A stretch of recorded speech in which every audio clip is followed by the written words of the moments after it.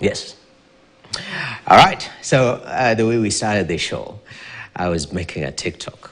And as you can tell from that TikTok, I'm a very good dancer. The question is, how can I turn my tides around?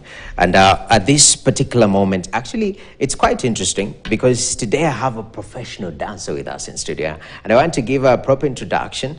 Connie Constancia Mumo is a professional dancer, and she majors in ballet, okay, and contemporary dance, and has been dancing since 2016. We were chatting here. You run a business called Mansion Dance Studio Kenya, but apart from that, you're also a poet. I was tempted to give you, you drop some bars, but for starters, dance, the way we perceive dance, it seems innately Africans. Rhythm comes naturally to us, but for the longest time, fusing that cultural aspect with the business aspect, it seems we haven't done a very good job of mixing those two. I mean, you started dancing back in 2016 and entered into the dance business. Talk to me how you managed to infuse these two worlds. Okay, so when I started immediately after university because I had a passion for it and I loved doing it. So I started with performance, the performance aspect. I used to dance as a performer on stage, do shows like, for example, Sarafina and stuff like that. But after some time, I realized that if I'm going to keep dancing, I would need to think further into the craft. So not just to, have the fun of it, which was, enjoyable, but I started to think, because my parents would challenge me and ask me, are you going somewhere with this? How come you're not pursuing what you studied in school, which I did PR? And they were wondering, where are you going with this? So I had to sit with myself and ask myself the tough questions. And when I looked at it, I was willing to invest myself into learning the skill and looking at the business side, which means to offer services in dance, because dance is in 3 industries. It's in the health, wellness, and fitness industry. It's in the entertainment industry, and it's in the education industry. Anytime you partner with the institutions of learning to offer them this co-curricular activity, that's also part of the industry that dance is in. So I had to look at those industries and to think of how to, make an income, earn a living, because you are not staying in your parents' house when you are still, doing TikTok maybe. Yeah. Definitely. And that parental issue and concern, it's normally genuine, to be honest. Okay, you've been dancing, where exactly, how will you pay your rent, how will you sustain yourself? And it forces you now to relook into this thing. I'm glad you've broken it down very well. Dance is in 3 industries, so we know it majorly in the entertainment scene. Let's start with that. What opportunities traditionally are in the entertainment sector when it comes to dance specifically, and are there emerging aspects that dancers can look into to tap into? Okay, so the entertainment industry traditionally even is one of the places maybe someone can question if that place will give you value, because it has, it's to do with performing, for example, on stage alongside musicians or other artists. It can also look like, I feel like we have Sarakasi in Kenya, which is one of the long-standing dance industries, and they have dance performances with big companies when they welcome tourists and all that. That's the traditional aspect of the entertainment. But of late, we have seen that from the comfort of our homes, someone can grow their skill. They can show the world that I'm good at this. You can be captivated when I'm moving on the screen. You find it fun. You also want to learn this dance. So the emerging place is in the digital world, where in the comfort of your home, you can do dance challenges. You can show a video. I've ever participated in a competition from home, an international dance competition. And my team, we are the Mansion Dance Studio. We managed to be aired in an international video just because it was COVID time and we were given that opportunity. So I feel if you can, from your home, think about personal branding as a dancer and not think that you lack anything, but that from where you are, you can produce very useful, very engaging, entertaining, and skillful content that can bring the attention to you that you need. So that's how the entertainment industry mostly, it traditionally started, but this is where we are also going. Definitely. So there's so much space in the global and digital spaces like the TikToks. I've seen a lot of dancers emerge from there. Yes. Which is kind of interesting. I mean, look at at Asia's story, we saw something and it became viral, and now she has tapped into her other talents. So you don't just think you're a dancer alone at first, but when the world sees you, you can even give the other gifts that you have. Yeah. That's true. That's why I'm making those TikToks, so that when they see me dance, they can tap into my other aspects. But you know, you do a very, I feel it's very niche, because we're in a global stage. You're participating in a global competition. We have different dance styles from different parts of the world. On your bio, you say, and I've seen you dance ballet. Yes. Now, ballet looks very exotic, you know, people are moving. You Like, it's very gracious, It's not like when I'm doing, dance halls and whatnot. How critical is it for a dancer, especially who wants to monetize this art, to keep themselves abreast of what is happening globally, the emerging dance,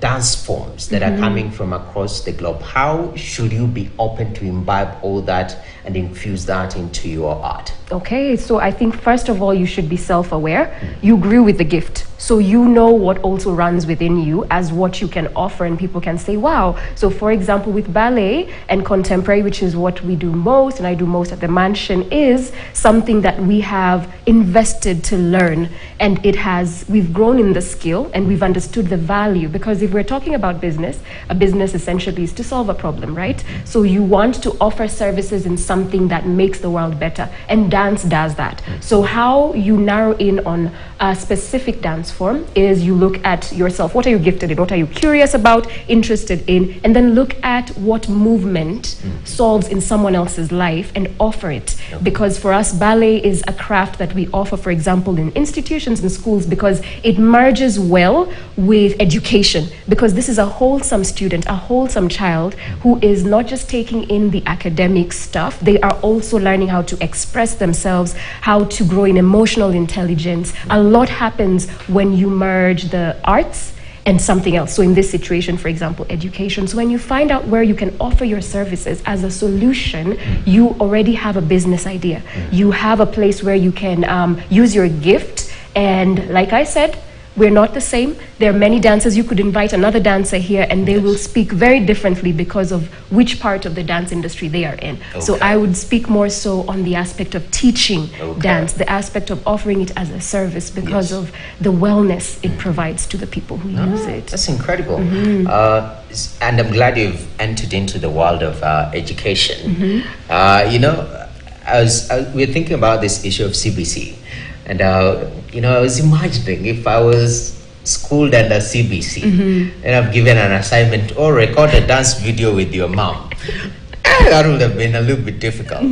But it seems this new curriculum that you're having, competence curriculum, as a dance teacher, has it given a new opportunity, not only for people operating in your field, but also for the children and their mindset on the possibilities of careers from your interactions with these kids? Yes, actually, I know we make fun of it, we laugh, we'll have the memes and everything, but I love it for the children and the kids and the students, because they are opening up their minds and themselves to something that maybe previously was, not a conversation we'd have around the table or at home, because children need to also get in touch with who they are as early as possible. Someone would be very gifted in drawing and in painting or in dancing, in music. I love the stories that revolve around, for example, children with special needs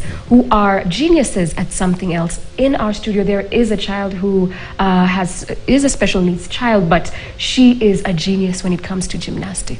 She's beautiful in the dance class, in ballet, and I don't know how we would have discovered her or discovered this is who she is. This is that side of her that maybe even her parents are starting to know. So it has helped us to identify gifts, talents, qualities, even some leaders, are expressed in a different platform outside of the normal place a leader would be found. So even in a dance class, you'll see someone who has an aspect of wanting to show others something, or she corrects you as the teacher, like, that's not what you taught us. And you're like, okay, who's the teacher here? Yes. There are qualities that come out when you present to a child different ways of learning. And that, I think, is one of the biggest advantages of the arts in general. Wow. Yeah. That's very encouraging. You know, you've mentioned that some of us, maybe the talents were suppressed when we were very young. Huh? And I'm thinking, what would I have been? You just make your assessment from the intro video. Maybe I would have been a very good dancer. Now I'm thinking, so we've touched on the education aspect. Okay. First of all, are we seeing institutions eager to bring in professionals? Because essentially this creates a new avenue or line of engagement from the traditional teaching that we know. That is a math teacher, that is an English teacher. Now we are saying, we have a dance teacher too. Yes. Are institutions embracing that? And from a trainer's perspective, what could institutions sort of do to create a conducive environment to see more teaching of dance in schools? Amazing. I think that we are somewhere very good. We can improve, because every time I do proposals or call a school, some of them say we already have ballet, and I love hearing that. I'm okay that we're not the ones who will offer that service, but that it is there. That's so good to know. I think what we can do is have them think about it proactively, not that they wait on a call, but they think and they ask their kids, or they ask the parents in the parent-teacher meetings, what are your kids into?